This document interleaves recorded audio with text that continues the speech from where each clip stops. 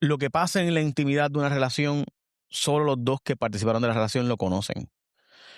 Y para mí es bien difícil tocar el tema de la violencia en el hogar o violencia doméstica o violencia de género, porque siempre pienso que nunca sabemos toda la verdad. Siempre pienso que es imposible. No, hombre. Tranquilo. Lo de ahora. Gracias. Don't worry. Siempre es difícil ese tema. Bien difícil, bien difícil. Yo te puedo decir que las veces que yo fui al tribunal, todas me di cuenta de lo complicado que era el tribunal porque la gente esconde la verdad, manipula la verdad o solamente te dice unos datos y no todos los datos. Y es bien difícil. Yo me acuerdo de un caso que me llegó de un joven que quería, estaba enamorado de la muchacha, la familia no quería que ella estuviera con él. Ese caso yo me para los pelos todavía, cada vez que me acuerdo. Porque era obvio que la familia no quería la relación, pero pues ella estaba embarazada, en fin, había un asunto de religión, un revolú. Y él nos decía a nosotros que él estaba, que él no quería una relación, pero era obvio que él estaba enamorado de ella, era obvio que él quería estar con ella. Entonces, la cosa es que estaba usando la relación con la nena realmente para estar con la mamá. Entonces, ella también quería estar con él, pero había un asunto religioso ahí, los padres, y hace un revolú, eran jovencitos. Y, ¿sabes? Entonces, uno, ¿cómo resuelve eso? Porque aquí, ¿sabes? Es tan complejo. O sea, los casos de familia siempre son difíciles. Los casos de violencia, como no hay ninguna excusa para la violencia, pues uno pensaría que no debe ser tan complicado. Y me pregunto si hacemos bien en llevar el caso, ¿no? Para que el pueblo sepa por qué una jueza decidió no darle una orden de protección. Yo sé que tú hablaste con la familia, así que dentro de lo que puedas contarnos, me gustaría que nos contaras lo que puedas hablar. Pero por si acaso, nosotros en este tipo de trabajos, Agual Media, Jay Fonseca, Josué Fonseca como su carácter personal, yo no sé cómo lo presentaste esta vez, perdón, Lijarelis Cruz Maisonave, la abogada, trabajó con nosotros trabajó con nosotros en Cuarto Poder y ahora trabaja como nuestra asesora legal cuando puede y nosotros también podemos. Estamos llevando un caso para que se transmita la vista sobre el último caso de violencia de género que conmocionó al país, donde desgraciadamente pues otra mujer fue asesinada por su pareja, quien después se quitó la vida en plena Valdoriotti. ¿Y por qué la jueza determinó no darle una orden de protección a esta joven? Jueza, que eso es lo que ella ve, ella es la especialista en este tema. Me hace tan difícil entender todo el asunto que me gustaría que tú nos explicaras y nos dijeras tus perspectivas sobre este tema. Sí, buenas tardes, Jay, buenas tardes a todos los radioescuchas y nuestros youtubers. Y por si acaso el tribunal resolvió que no va a En divulgar, primera ¿verdad? instancia, sí. Sí. Como bien dices, nosotros acudimos al tribunal a solicitar la regrabación de la vista en la que se denegó a Gemelis Lozada la extensión de la orden de protección que ya ella tenía. Eh, Anticipábamos que la decisión iba a ser en la negativa, honestamente, porque pues ya hay un precedente, aunque es un caso que se resolvió por sentencia, que eso para efectos jurídicos podría tener un efecto diferente. Pues ya teníamos el caso de Andrea Ruiz Costas, que también se había denegado la divulgación de la vista. Posteriormente se divulgó, pero fue una filtración a medios, no fue que oficialmente el Poder Judicial la divulgara. Así que con eso pues sabíamos que iba a haber buenas probabilidades de que nos la denegaran. En este caso, desde el principio le planteamos al tribunal, sabemos que en una vista de violencia doméstica, de protección de violencia doméstica, se vierte mucha información muy personal, muy íntima de las partes, no solamente de la víctima, del alegado victimario también. Incluso puede haber información de menores, puede haber información de salud de las partes. O sea, el mundo de posibilidades de lo que puede surgir en esa vista es infinito. Uh-huh. Y fuimos bien específicos en el tribunal y eso se lo planteamos en todo momento a la familia. A nosotros no nos interesa nada de esa información, no nos interesa saber el drama en términos de morbosidad ni para divulgar cosas bien íntimas, ni para lacerar la imagen ni la dignidad de las personas involucradas. Pero sí realmente yo creo que es interesante o importante, más que interesante, es bien importante saber cuál fue el balance que hizo el tribunal al momento de denegar esa orden. Y es importante no solo, pues, ya para lamentablemente las víctimas que murieron, las personas que murieron, pero también es importante, yo creo que para casos futuros, ¿no? Porque una persona que siente que tiene un caso sólido de violencia va al tribunal y sale sin una orden, quizás hay algo que debió haber incluido o que debe incluir en su caso, que en este caso no se incluyó. Yo no estoy diciendo que la juez decidió mal. O sea, yo lo que estamos planteando es, vamos a evaluar qué fue lo que pasó. Si la juez decidió bien, porque quizás en términos del caso no era un caso Ujú. sólido, tal vez no había la prueba, tal vez había la prueba y no se pudo eh, plantear en el tribunal adecuadamente. Todas esas cosas yo creo que son importantes que las veamos y las analicemos. Eh, y pues en ese sentido fuimos bien claros en la solicitud de no nos interesa nada que pueda lacerar a nadie, ni la honra de nadie en este procedimiento. Sencillamente nos interesa saber, porque en esos procedimientos de violencia se supone que hay una determinación que explique qué fue lo que pasó, qué fue lo que se decidió y por qué. Y pues yo creo que es importante que como país discutamos qué es lo que el tribunal está mirando. Y pues uno de las decisiones del tribunal, la decisión del tribunal básicamente se plantea en el caso de Ruiz Costa, haciendo la salvedad de que reconoce que no es una sentencia, que no es una resolución del tribunal, sino una sentencia. Y pues obviamente esa decisión estaba basada o sostenida en la dignidad de la víctima. Antes de que continúes, yo en una ocasión me encontré a la jueza del caso de Andrea y me hizo saber que básicamente, pues como que le destruyeron la vida. No me lo dijo así, bueno, me lo dijo así. Creo que fue en Costco de Cagua. Y, y mi intención no era esa. Eh, Sin embargo, sí a veces pienso que al el tribunal tener esta política de puertas cerradas y de especialmente las salas especializadas ser privados, pues se permite ciertas libertades que yo creo que no deberían ocurrir. Y de hecho, Catherine Angueira siempre ha criticado durísimo el que esos casos se cierren, porque ella entiende que cuando los casos como este, o casos de violencia doméstica, o casos de violencia de género, terminan cerrándose, lo que ocurre es que ocurren muchas injusticias que nunca vamos a saber, ¿verdad? Y eso es un debate que nunca, tú y yo no vamos a resolver aquí y honestamente a veces yo pienso que es lo correcto, porque eso de que estén ventilando de tus problemas para que cualquiera llegue allí y se pueda sentar y verlo, eh, tampoco. Eh, es difícil. Mi punto con esto es que no es fácil. Sin embargo, cuando tú y yo hablamos del tema, tú me hiciste también el planteamiento de vamos a hablar con la familia. O no sé si fui yo o fuiste tú, pero Sí, yo te uno de lo los dos lo planteé. habló. Sí, yo te Exacto, lo de planteé. hablar con la familia. Y, y cuando tú me dijiste, o sea, es verdad, vamos a hablar con la familia, porque la idea es que la víctima tiene unos ahora herederos. Ella tiene una familia y unos hijos también.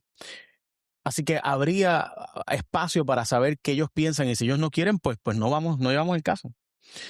La familia te autorizó a que los incluyeras incluso como parte no del No, caso, realmente no. no parte demandante, sino como parte de de la petición. Explícalo. Que hiciéramos, sí, pues por un asunto precisamente de sensibilidad, ¿no? Queríamos estar seguros de que, pues, esto puede tener mucho impacto en la familia. Y volvemos, esa no es la intención. Y no sabemos las consecuencias. Hay menores, como te digo, habrá, eh, pues quizás hay unas consecuencias que nosotros desde afuera no podemos prever y queríamos estar seguros de que no había una oposición tajante de la familia a que se solicitara la grabación. Así que le hicimos el acercamiento a la familia y obtuvimos una autorización para que hiciéramos constar en el tribunal que bajo los términos que nosotros estábamos planteando, que son bien específicos, de solamente queremos saber cuál fue el razonamiento del tribunal para llegar a la conclusión a la que llegó, ellos están de acuerdo en que se divulgara parte de la grabación, porque eso es lo que estamos pidiendo. Nosotros no estamos pidiendo ni siquiera la grabación íntegra. Nosotros estamos diciéndole al tribunal, revisa la grabación y extrae todo lo que se entienda que pueda lacerar la imagen de las partes de alguna manera. Solamente nos interesa saber la conclusión a la que llegó el tribunal y las bases de esa conclusión. Y en esos términos ellos estuvieron de acuerdo con nosotros. Eh, en cuanto a me gustaría que me dijeras si hay algo más que añadir sobre lo que te dijo la familia.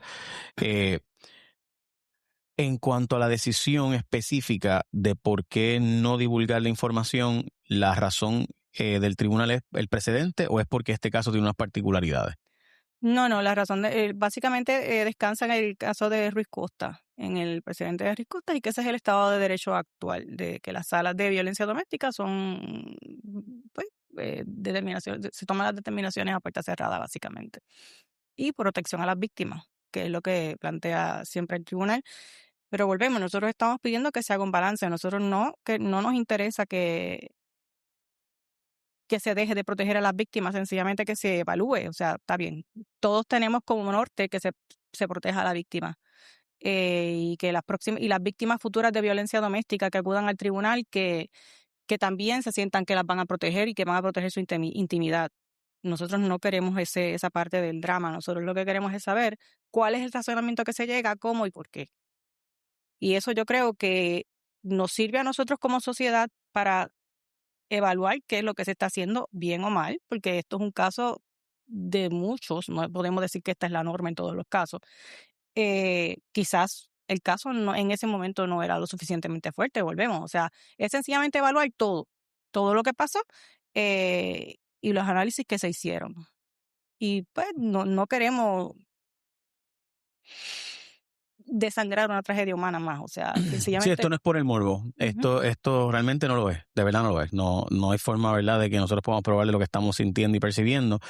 Pero es de esas cosas que me pregunto si al no discutirse y no evaluarse, pues simplemente pues pasa como pues otra muerte más. Entonces, cuando y en este caso en particular, quizás la orden de protección no hubiera evitado, porque sabemos que ha pasado anteriormente, que las órdenes de protección no lo evitaron, pero a veces, en ocasiones, la persona deja de acudir al proceso porque siente que el proceso pues no está ahí para mí. O sea, no es una alternativa porque me dieron no al lugar a mi orden de solicitud de extensión de protección, que fue parte de la discusión. Entonces yo genuinamente me pregunto, de hecho, yo soy los que piensa que debería haber una orden automática. Si yo voy al tribunal, yo no quiero relacionarme con alguien, pues no me quiero relacionar con ese alguien. Obviamente hay unos niños, para eso se fija una vista, para que entonces puedan los padres que tienen patria potestad o custodia, pues tener una relación de dejarlos en algún lugar, etcétera. Como todos sabemos que ocurre todo el tiempo con la cantidad de divorcios que básicamente casi todo el mundo tiene hoy día. Creo que 8 de cada 10 relaciones terminan en separación. Y genuinamente me pregunto por qué, si la familia no está en desacuerdo, sino que está de acuerdo, ¿por qué no divulgarlo? O sea, ¿cuál es la razón más allá del caso de Andrea? Meli, No, en el caso de Andrea, porque usar el el precedente precedente y de hecho un precedente que creo que no es vinculante, ¿no? de sentencia. Que fue una sentencia. Y fue porque ese caso en particular tiene unas peculiaridades. Y dicho eso, debo decir que recuerden que el caso de Andrea Ruiz Costa, se divulga porque Luis Guardiola obtuvo las grabaciones de la familia.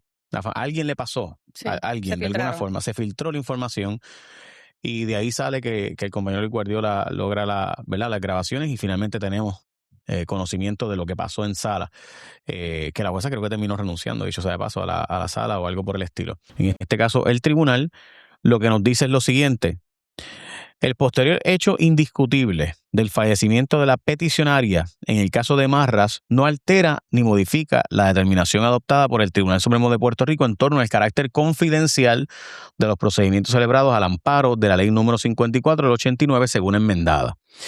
No se trata de silenciar ni ocultar la actuación judicial, sino de resolver consono a la normativa vigente. Por último, si bien es cierto que lo resuelto por el alto foro no es vinculante, es altamente persuasivo al reflejar el análisis y política pública del Tribunal Supremo de Puerto Rico ante hechos similares. En consecuencia de ello, se declara no al lugar la solicitud de regrabación. Notifíquese en Carolina, Puerto Rico, la jueza Rosa del Carmen Benítez Álvarez, que es la jueza administradora del tribunal en la sala de Carolina. Liz, me gustaría, o sea, la razón de ser por la cual se toma esta decisión básicamente, históricamente ha sido porque no quieren los tribunales que se esté divulgando la información confidencial de la gente. Bueno, también la ley de violencia doméstica establece que las salas de violencia doméstica se van a llevar con acceso controlado, el término que utiliza. Y la interpretación que hizo el Tribunal Supremo en el caso de Ruiz Costas es que ese acceso controlado básicamente es puerta cerrada. Aunque hay unas expresiones disidentes que plantean que eso no significa que sea puerta cerrada, sencillamente controlado.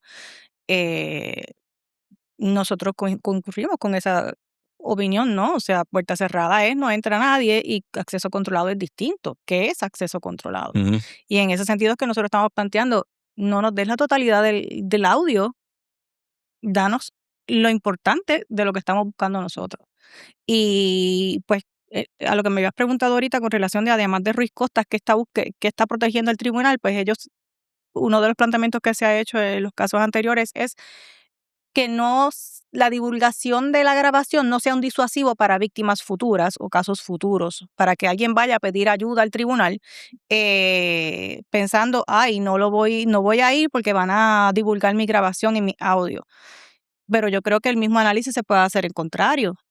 Si una persona está preocupada porque el tribunal no se sabe cómo resuelve ni por qué resuelve en otros casos, eso puede ser un disuasivo si no lo discutimos y lo evaluamos, Ujú. ¿no? Yo sé que es una situación bien delicada y hay que hacer un balance. Y eso es lo que precisamente estamos haciendo. Fuimos al tribunal de primera instancia diciendo, no me te niegues de plano por completo a la solicitud, evalúa qué es lo que hay en ese audio y si hay algo que se puede divulgar sin lacerar la dignidad de nadie. Lamentablemente, pues la determinación fue un no rotundo y pues tenemos que ver qué vamos a hacer si el cliente Sí, dice. decidimos. Yo pienso que deberíamos llevarlo hasta el Supremo, pero sé lo que implica eso, ¿no? Así que lo discutimos ahora. Dicho eso, me escribe Catherine Angueira, que formó parte de cuando se redactó y se escribió la ley 54, y me dice, Jay, cuando la ley 54 se aprobó, no era confidencial el proceso, después se enmendó debajo del radar, o sea, nunca fue público, según Belaya nos dice, ni se discutió en público porque fue considerado llevarla a la confidencialidad. Eh, y ella me escribe, me dice, Jay, hay que revisar la definición de morboso. La realidad de la violencia perpetrada hay que aprender a nombrarla, quitándole el aura de vergüenza para hablarla y denunciarla. Es una falsa noción de intimidad. Hay que aprender a declarar los hechos como si fuese la descripción de un choque entre vehículos. La vergüenza trabaja a favor del victimario. Es decir, otras palabras, como que decir que esto es vergonzoso, pues lo que hace es que protege al victimario. Hay que educar al público de qué trata el alcance de los actos de violencia.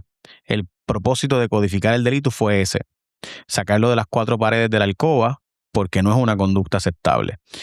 ¿Cómo se va a evaluar entonces la determinación de los jueces sin aquilatar el testimonio de las partes, lo que no se declaró? Cuando la ley 54 se aprobó, no era confidencial los procesos precisamente por eso.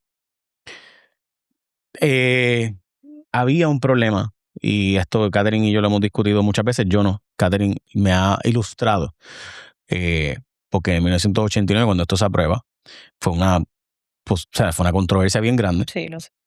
porque habían jueces y juezas y el Senado de Puerto Rico y la Cámara de Representantes, pero particularmente el Senado, hubo mucha discusión y mucho debate en contra de aprobar esto. Y se planteaban muchas cosas, entre ellas, pues básicamente mucho machismo, la verdad. Había mucho machismo. O sea, querían obligar a que las partes tuvieran una vista de reconciliación, a ver si podían reconciliarse. O sea, un montón de cosas que te quedas como que hoy día tú miras para atrás y dices, ¿what? Pero pues ese fue el proceso. De hecho, mucha gente plantea que no se hubiera aprobado si no fuera por las enmiendas en esa dirección. Y Catherine lo ha contado y hemos hecho varios programas sobre la historia detrás de todo eso. Mi problema con precisamente el argumento del tribunal de no divulgar la información de una vista como esta es si la familia está de acuerdo, si ya la víctima no está, El victimario no está el para acuerdo. victimario tampoco.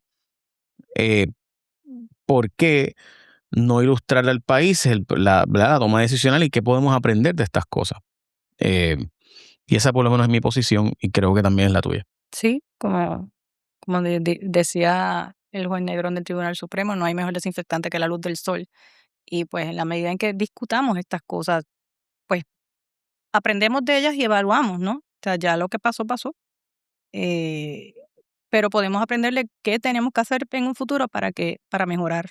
Tal vez, como te digo, yo no estoy adjudicando, tal vez no podemos hacer nada, tal vez realmente la decisión es correcta. Ujú, No podemos, o sea, con la información que tenemos ahora no podemos llegar a una conclusión ni a otra, pero yo creo que precisamente el proceso de evaluarlo es lo que nos puede permitir incluso me estabas mencionando ahorita el caso de Andrea y la juez, eh, tal vez la juez decidió bien, ujú. pero tenemos que sentarnos y evaluar, ¿estuvo bien, estuvo mal? ¿Qué estuvo bien, qué estuvo mal? Tal vez ella estuvo bien y pues ¿Y tú qué piensas tú de tu? Yo sé que trabajaste en el Supremo, así que tú llegaste a unas áreas donde yo nunca llegué ni llegaré, de conocer cómo funciona ¿verdad? La mentalidad judicial. Yo no llegué a trabajar allí, pero para comprender, ¿crees que es porque hay un espacio de secretividad de la rama o es porque realmente quieren proteger eh, la privacidad o la intimidad de estas personas? no, fíjate, yo creo que hay un interés genuino, pero recuerda que estos cambios, precisamente, un ejemplo cuando estabas mencionando la aportación que estaba haciendo Catherine, que es muy buena, tú ves cómo van cambiando la forma en que vemos las cosas a través del tiempo. Y estas cosas no se van a dar nunca de un día para otro. Ya miramos y hablamos de violencia doméstica y lo vemos con un concepto distinto. Ella hablaba de la palabra morbo y etcétera, que no debemos utilizarlo y ese señalamiento concurro por completo con ella. Pero no podemos quitar que aunque nosotros no lo llamemos de esa manera, sí hay personas, víctimas incluso, que se sienten avergonzadas o no se atreven a decir que son víctimas. Y claro, como sociedad, lo que tenemos que buscar es que no se sientan así, o sea, no te avergüences de ser víctima, o sea, dilo, vamos a buscar alternativas. Y todas esas visiones son cosas que se van transformando según van pasando los años en la sociedad y pues las instituciones toman un poco más de tiempo en cambiar. Es curioso porque yo usé la palabra morbo y no sabía que estaba equivocada. O sea, o sea, mi intención es Sí, decir, yo no creo, o sea, no, la lo- intención de nosotros en ir al tribunal no era la parte morbosa. De hecho, como tú mencionaste, repetidamente se trató, o sea, se mencionó en el proceso que tú, ¿verdad? Estás llevando, que la intención era que cualquier elemento que incluyera elementos de privacidad, pues no tocarlo. O sea, pero no escucha la regrabación de eso. No, no, no porque, o sea, no es que utilizar la palabra morbo esté mal, lo que pasa es que planteamos porque a la prensa muchas veces se le imputa. Ah, Ujú. la prensa quiere tener eso para generar morbo, para generar views, para tener audiencia. Pues nosotros estamos planteando precisamente que no, o sea, no o sea, la cuestión de la vida privada de estas personas para generar views o a cuenta de eso no es lo que nos interesa. Lo que nos interesa es una cuestión real de evaluación del proceso para ver en qué fallamos. Y en ese sentido, no es que lo hayamos utilizado mal, pero que no se, yo creo que el planteamiento de ella es que no se confunda o que no se mencione que el hecho de que una persona haya sido víctima en la intimidad de su hogar, eso sea morbo, que se sienta que es morbo, que no puede hablar de eso. Ya, entiendo. Sí, sí, no, yo no me molesta que me ilustren. Yo estoy consciente que tengo muchas cosas que aprender. Dicho eso, yo estoy consciente que también parte de la razón, y esto Catherine lo ha insistido repetidamente cuando hemos hablado del tema, es que cuando se llevó el caso de Ley 54, o cuando se llevó, perdón, la Ley 54 para aprobarse, gran parte precisamente era sacar de la intimidad del hogar la conversación. O sea, que fuéramos, que se normalizara el que se hable de este tema públicamente, porque precisamente la violencia era tal, pero siempre se decía, no hablen de esto. De hecho, yo recuerdo que, ¿verdad? Aquel famoso dicho de que el sacerdote le decía a la mujer, no, de vez en cuando es bueno que te disciplinen. Y eso era algo bastante común en ellos en esos años, y personas que conozco me dijeron, sí, me dijeron eso. O sea, a mí el sacerdote me dijo eso. O sea, eh, y yo recuerdo, ¿verdad? Para mi familia lo que era sacerdote era la palabra de Dios. O sea, era un asunto de una persona muy separada espiritualmente. Eh, la Biblia no dice nada de eso, nada, pero pues nada, esos son otros 20 pesos. Eh, so, sí había, o sea, parte de la discusión era precisamente sacar del área de la confidencialidad la conversación de la violencia doméstica. De hecho, unas cosas que me hacen ver a veces cuando hablamos en los medios, hablamos disparates. Escuchan mucha gente decir, no, pero esos países nórdicos tienen un montón de casos de violencia doméstica. Eso dicen que tanta calidad de vida. Y mira, tienen 70% de mujeres dicen que han sido víctimas de violencia. Y pues uno que sabe, ¿verdad? Y que trata de estudiar un poco el tema, no de la violencia doméstica, sino de cómo funcionan otras culturas, es precisamente porque se ha concienciado de lo que es la violencia. O sea, si tú le preguntas a una persona en un país desgraciadamente en vías de desarrollo y poco educado, no entienden como algo violento el que te falten el respeto, el que te griten o el que te hagan incluso acciones físicas, de empujones, etcétera.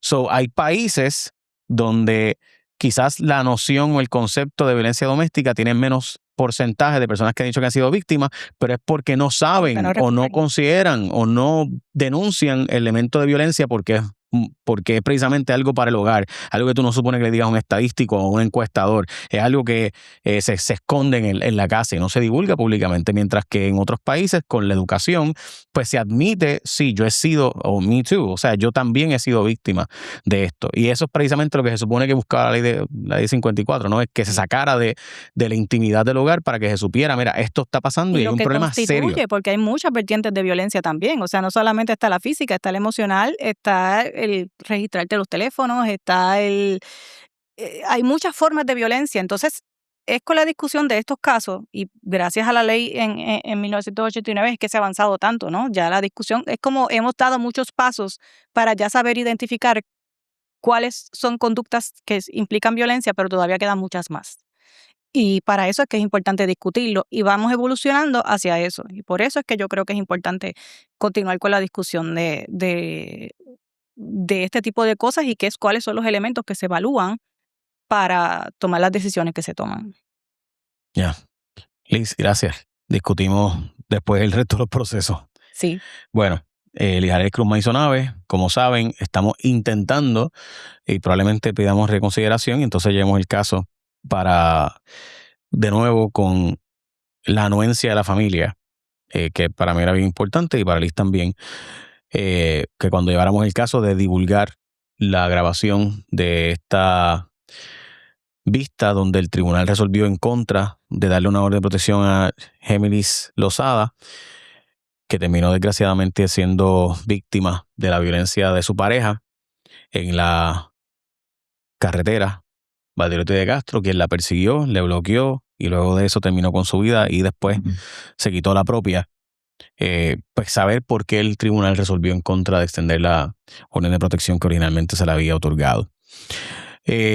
Nada, daremos seguimiento a esta historia.